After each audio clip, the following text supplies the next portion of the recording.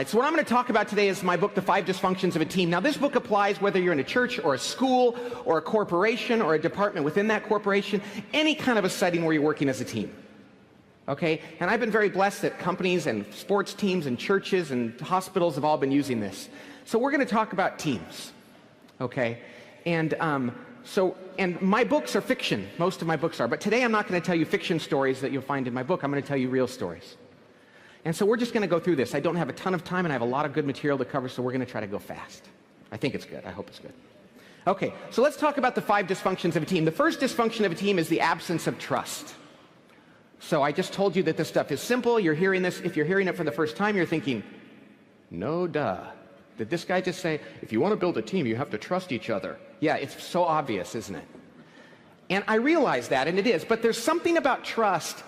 Most people think about trust in a different way than I'm talking about it. See, most people think of trust as predictive trust, which means you and I have known each other long enough now to where if I say something, you'll be able to predict my behavior. Or if we're in a meeting or at a team and you do something, I know what I can expect from you because we can predict one another's behavior. That's predictive trust.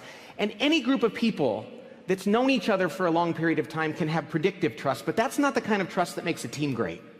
The kind of trust that makes a team great is what I call vulnerability-based trust. Vulnerability-based trust. That's the kind of trust that comes about when human beings on a team can and will genuinely say things to one another like, I don't know the answer, I need help, I think I really messed this up, you are much smarter than I am, can you teach me how to be like you, or I'm sorry, what I said yesterday was totally out of line, and I apologize. When human beings can be that emotionally buck naked, if you will, with each other, not pretending to be something they're not, when they can be that vulnerable, it changes the dynamics on a team completely. It is one of the most powerful things you can do on a team because people come and they're open and they're honest and it changes everything. And one of the best ways we can understand this is to think about times we've been on teams that didn't have that. Let me tell you a story about one of those teams. I once worked with a startup company in the San Francisco Bay Area where I live. And it was a startup technology company, but it wasn't your typical garage startup. It was a startup on steroids, if you will. I mean, they had a ton of money in the bank right out of the gate. They had a great product. They had handpicked all these world-class executives from around the country, from SAP and Oracle and PeopleSoft, all these great companies. And they had everything going for them. And everyone said that this company was going to change the world, IPO, make a ton of money, and everybody had high expectations for them. Well, after they had been in business for a while, they called my little firm to do some work with their executive team. And God bless you. And so, oh, look, a bird, you know. And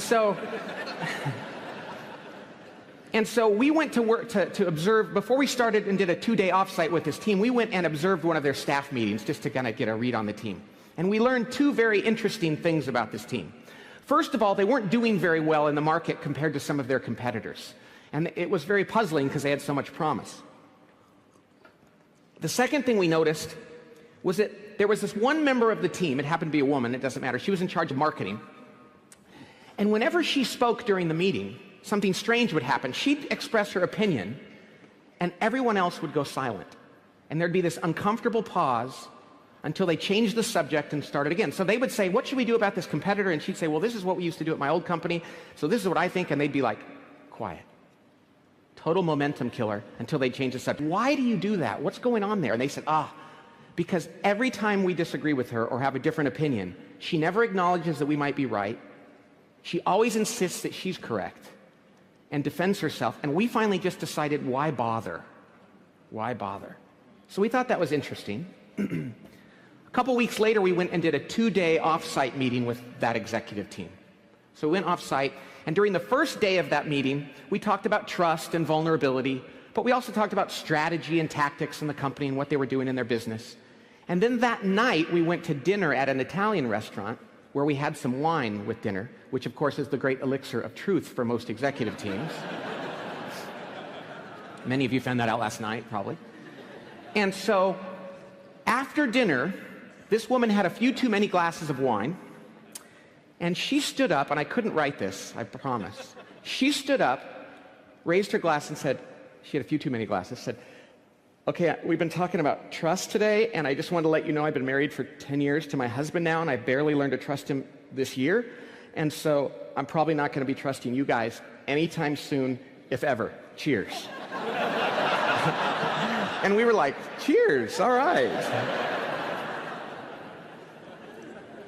So the CEO and she and I went outside and talked about this, and we said, okay, here's the problem that this woman has. She has a fundamental trust issue. And it probably dates back to her childhood. I mean, it seemed pretty serious. And as much as we wanted to go get, a local priest or minister and Dr. Phil, I don't know if you know who Dr. Phil is, and this woman's mama in for counseling, we realized we couldn't afford to do that. We had to make this team work, but we also didn't want to just fire her. We said, we got to work with her and get her to open up to the team. So after a number of months, I worked with her and the CEO worked with her, and it became very clear she was not going to change. Her trust issues were that deep. She couldn't be vulnerable. So the CEO finally managed her off the team and out of the company. And do you know the very next meeting that we had without her there, the dynamics had changed so much that you would have thought they had swapped out every member of that executive team for a new one. Because if just one member of a team, and that's the moral of this story, if just one member of a team cannot be vulnerable, it's going to spread like a disease to the entire team. One member. Now, everybody's going to come at that differently. Oh, you're right? Oh, sorry. Sorry. Okay.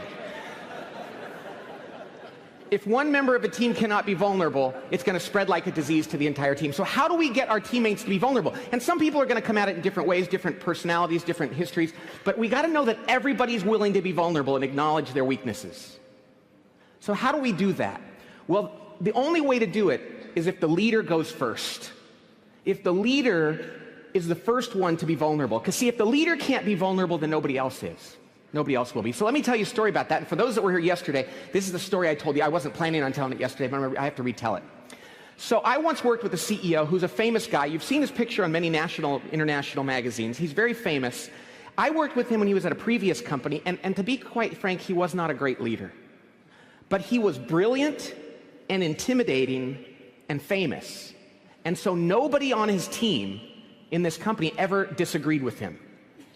And the head of human resources, God bless her, went to this guy and said, listen, nobody ever tells you when they disagree. You're not benefiting from the opinions of the people on the team. You have to do something. And they agreed to do 360 feedback, to get feedback from the team, which is sometimes a good idea, sometimes not. Well, they asked my little firm to administer this 360 feedback tool to get feedback from his team. So we did, and we collected all the information from his team members. And then we gave him the results, and he proceeded to share those results with no one. And so finally, the head of to go over the results with your team. They're curious as to what they learned from what you learned. And he said, okay, I'll do it at the next staff meeting. And then he reluctantly, begrudgingly allowed me as an outsider who administered the tool to observe this meeting. And so I sat off to the side on a little chair that had wheels on the bottom of it, which will become relevant here in just a second. And he stood up and he said, okay, it says here I'm not a very good listener. Huh. What do you guys think? And they went around that table and said, well, I think you're a good listener. I do too. I think you're good. I don't think you're a bad listener. I don't have a problem with that. I think you're a fine listener. So do I. And I remembered, because I'd only written one book at this point in my career, and I thought, I could never put this in my books. Nobody would believe this, right? So he said, okay, good, good. The next one here says, I don't give enough feedback or praise. Huh. I thought I'd gotten better at this. What do you guys think? Yeah, I think you're great at it. I think you've gotten much better. I don't think there's a problem with it. All the way around the table.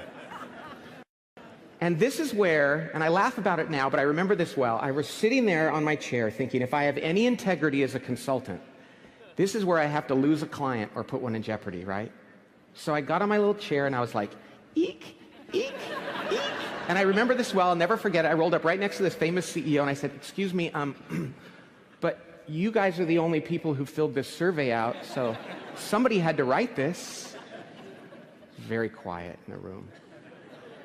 So the head of marketing, poor guy, slowly raised his hand, said, yeah, I think you could give more. I'd like to get more. I mean, my team would like to get more feedback and praise from you. And, they only hear from you if they screw up, and I think it'd be nice if you told them if they did something well. So, yeah, I think that I wrote that on my form. I can vouch for that. I think you could improve in that area. Silence. Till the head lawyer goes, not me, I think you get plenty of praise. Everybody else said, so do I. I don't understand what he's talking about. And they killed the guy. I'm melting. Now, the moral of that story is this. That's the day, first of all, that CEO lost all credibility. Secondly, it's when that's how he sent a message to the team, I'm never going to be vulnerable, you guys shouldn't be either. You know, eventually that company spun out of control and went out of business or sold off for a fraction of its worth. You know what the Wall Street Journal said? They had strategic problems. They had some errors in their product. But those were downstream symptoms of the real problem. The real problem was that there was no trust on that team. And it started with the leader who couldn't be vulnerable. Now, he didn't have to do anything weird. All he had to do was stand up there and say, hey, you guys, I know I've got some issues. I've heard about this in performance reviews throughout my career, and, well, my wife tells me this once a week or so, and I know that I'm not great at it. I'll give it a shot. I'll try to get better. I don't know that I'll ever be great, but I'm going to try, and I appreciate your feedback. That's all he had to do. But he stood there instead like the emperor with no clothes, with his big old bottom hanging out, like, how do I look, guys? And they're like, you look fine, boss. And everybody said, don't admit you've got problems. Now, some people will say, but Pat, what about that old saying, don't let them see you sweat? You know how leaders, we're not supposed to let people see us sweat. You know, the truth is, the people that work for us, they know when we're sweating before we do. You can't really hide it. And that's why the best leaders are the ones that go, check this out. You know, when you work for somebody who's honest about their faults, you think, you know, you're human and you know your humanity and you know the issues you have. Those are the leaders we'll walk through walls of fire for. But see, you can't trust someone if they don't know who they are and they're not comfortable with who they are, because then you have to protect them from their ego, which is why vulnerability is such a powerful thing. But it's so funny, we as leaders don't like to humble ourselves to share in our humanity, which is all we have.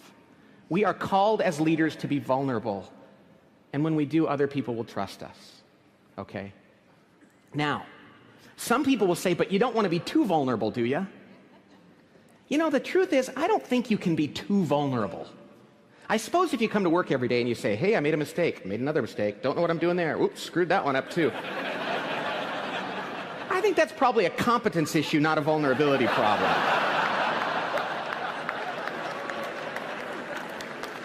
The truth is, whatever our issues are, we got to be out there with our team, because that's the only way they're going to trust us and the only way we're going to inspire them to do the same with one another.